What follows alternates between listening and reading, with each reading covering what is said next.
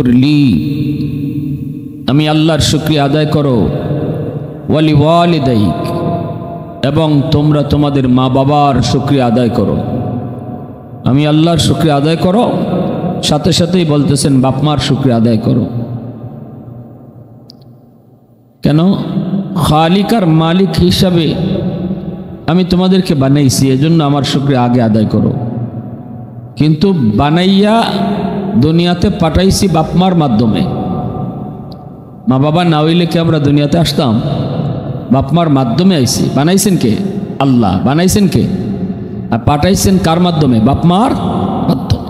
এজন্য আল্লাহ বলেন আমি বানানে ওয়ালা হিসাবে আমার শুকরিয়া আদায় করো। আর বাপ মা যেহেতু তোমার দুনিয়া আসার মাধ্যম, এজন্য আমার শুকরিয়া আদায় করার সাথে সাথে বাপ মার শুকরিয়া আদায় করো। সুবহান। পবিত্র কোরআনুল কারীমের সূরা বনী ইসরাঈল আল্লাহ একই তরজে কথা বলছেন, ওয়াকাযা রাব্বুকা আল্লা তা'বুদু ইল্লা ইয়্যাহ ওয়া বিল ওয়ালিদাইনি ইহসানা।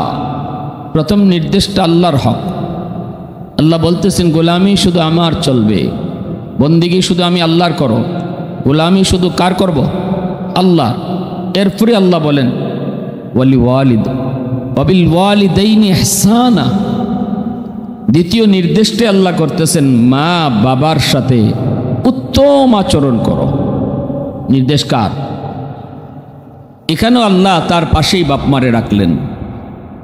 সূরা লোকমানের আয়াতেও দেখলাম আল্লাহ তার পাশেই বাপ মারে রাখলেন। তাহলে বাপ মার অবস্থানটা আল্লাহ তার কাছে কাছে রাখছেন। সুবহানাল্লাহ। মিনিস্টারের পাশের চেয়ারে যদি কেউ বসা থাকে, তারে কেউ না চিনলেও এতটুকু বুঝতে কারো কোনো সমস্যা হয় না, লোকটা অবশ্যই ভিআইপি নতুবা ভিভিআইপি কোনো পার্সন, গুরুত্বপূর্ণ কোনো ব্যক্তি। নাইলে মন্ত্রীর পাশের চেয়ারে তারে কেন রাখবে? আল্লাহ তার পাশের চেয়ারেই যে বাপমারে বইছেন, এতেই বোঝা যায় এই বাপমার মর্যাদা আল্লাহ কত বাড়াইছেন। সুবহানাল্লাহ। সূরা বাকারার মধ্যে আল্লাহ পাক বলেন ওয়ায়াসআলুনাকা মাযা ইউনফিকুন কুল মা আনফাকতুম মিন খায়র ফালিল ওয়ালিদাইনি ওয়াল আকরাবিন। আল্লাহ পাক বলেন বন্ধু, মানুষ তোমার কাছে জানতে চায় সম্পদ কোন কোন জায়গায় ব্যয় করবে, সম্পদ কোন কোন জায়গায় খরচ করবে, টাকা পয়সা কোন কোন জায়গায় খরচ করবে। মানুষ তোমার কাছে সেটা জানতে চায়। জবাব তুমি দিও না, জবাব দিতেছি আমি আল্লাহ। এক নাম্বারই বলে দিবা সম্পদ আর টাকা পয়সা সবার আগে বাপ মার জন্য খরচ হবে। সিদ্ধান্তটা দিয়েছেন কে? একটু জোরে বলেন কে? এ যুবক, বেতনের টাকা যদি তোমার পকেটে আসে, ব্যবসার লাভের টাকা যদি তোমার পকেটে আসে, আল্লাহ পাক বলেন সবার আগে এই টাকা মার জন্য বাবার জন্য তুমি খরচ করবা, নিজের জন্য নয়, পরিবারের মধ্য থেকে বিবির জন্য নয়, সন্তানের জন্য আগে নয়, সবার আগে বাপ মার জন্য পয়সা খরচ করতে হবে। সিদ্ধান্তটা কিন্তু আল্লাহর। সিদ্ধান্তটা কার? এজন্য শীতের কাপড়ে প্রয়োজন, আমারও প্রয়োজন, আমার মা বাবারও প্রয়োজন, আমারও শীতের কাপড়ে প্রয়োজন, আমার স্ত্রীরও প্রয়োজন।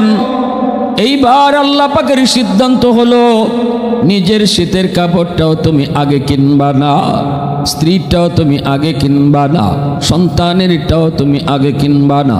সবার আগে শীতের কাপড় বাপ মার জন্য কিনতে হবে, সবার আগে বাপ মার জন্য কিনতে হবে। ঔষধের প্রয়োজন তোমারও, ঔষধের প্রয়োজন তোমার সন্তানেরও, ঔষধের প্রয়োজন তোমার স্ত্রীরও, ঔষধের প্রয়োজন তোমার বাপ মারও।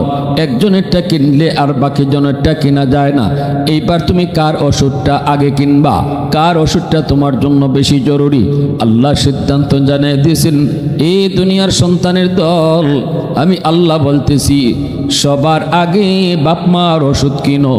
এরপরে যদি টাকা থাকে তাহলে তুমি পরের মানুষের কিনবা, সবার আগে বাপ মারটা কিনো। সুবহানাল্লাহ জোরে কও, আর একটু জোরে কও না সুবহানাল্লাহ। ভাইরা আমার, এই জমিনে বহু সন্তান মা বাবার খেদমত কইরা আল্লাহর ওলি হইছে। এই জমিনে বহু সন্তান বাপ মার সাথে বেয়াদবি কইরা দুনিয়াতেই নগদ শাস্তি পাইছে, কারণ একমাত্র কবিরা গুনাহ বাপ মার সাথে বেয়াদবি। আল্লাহ পাক রব্বুল আলামিন এই কবিরা গুনার শাস্তিটা আল্লাহ দুনিয়াতে নগদ দেয়া দেয় রে যুবক, নগদ দেয়া দেয়। উকুকুল ওয়ালিদাইন ফাইন্নাহু ইউআজ্জালু লিসাহিবিহি ক্বাবলাল মামাত। আল্লাহর নবী রহমতের নবী বলেন, একমাত্র বাপ মার সাথে বেয়াদবি যেই সন্তানে করব, যেই সন্তানে বাপ মারে কষ্ট দিব, যেই সন্তানে মার সাথে চোখ রাঙ্গায় কথা কইব, যেই সন্তানে বাবার সাথে চোখ লাল করে কথা কইব, যেই সন্তানে বাপ মারে ধমক দিয়ে কথা কইব, যেই সন্তানে মারে বাবারে বাদ দেয় না, বাপ মারে খাওয়ায় না, আল্লাহ পাক রব্বুল আলামিন এই সন্তানরে মরণের আগে আগে আল্লাহর নগদ শাস্তি দিব, নগদ শাস্তি দুনিয়াতে পাইব। এটাই একমাত্র কবিরা গুনাহ যেটার শাস্তি আল্লাহ দুনিয়াতে নগদ দেয়, আর সবগুলা গুনার শাস্তি আল্লাহ পরকালে জাহান্নামে দিব, কিন্তু এই শাস্তিটা আল্লাহ দুনিয়াতে নগদ দিব।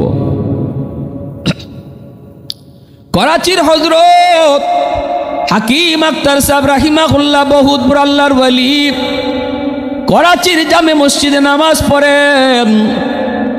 একজন যুবক বড় সুন্দর করে নামাজ আদায় করলো, নামাজ তার বড় সুন্দর, রুকুটাও তার বড় সুন্দর, সেজদাও তার বড় সুন্দর, কিন্তু ডান হাত যুবকের কাপড় দিয়ে পেঁচানো।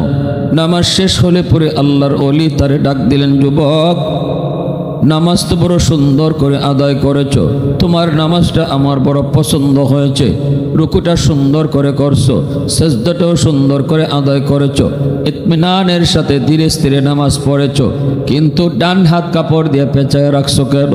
যুবক কয়, হুজুর আমার হাতের মধ্যে ফসা শুরু হয়েছে, ফসা এত দুর্গন্ধ বের হয়, আমি যদি কাপড় দিয়ে হাত পেঁচায় না রাখি মসজিদের ভিতরে কেউ দুর্গন্ধে টিকতে পারবে না। আল্লাহর ওলি কয়, কেন তুমি কি ডাক্তার দেখাও নেই? ডাক্তার কি তোমার এই রোগের চিকিৎসা করতে পারে না? যুবক কয়, হুজুর ভারত পাকিস্তানের সব ডাক্তার দেখানো শেষ গো, কোনো ডাক্তার আমার রোগ ধরতে পারে না। অ্যান্টিবায়োটিক, হাই অ্যান্টিবায়োটিক দেওয়া হয়, কিন্তু রোগ ভালো হয় না, ফসা তো ভালো হয় না। আমার আঙ্গুলের ফসা শুধু হাতের উপরের দিকে উঠতেছে, আস্তে আস্তে পুরা হাতটা আমার পচা যাইতেছে। হুজুর আল্লাহর ওলি বার যুবকের কান্না দিকে বলে, যুবক তাহলে চলো অন্য দেশের ডাক্তার তোমাকে দেখাবো।